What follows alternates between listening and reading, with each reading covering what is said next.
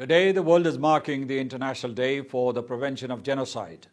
72 years ago, the international community vowed that the crime of genocide would not be allowed to be committed ever again. Today, the stark reality is that the Indian-occupied Jammu and Kashmir has become a genocide flashpoint.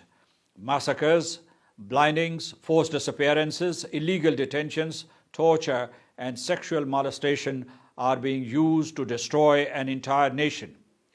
In the past few months, 2.2 million Hindus have been illegally transferred and settled in the occupied territory. These crimes against humanity constitute systematic genocide.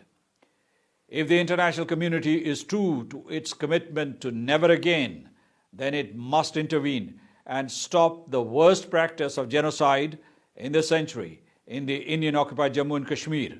Otherwise, today's commemoration of the 1948 Genocide Convention would be empty rhetoric.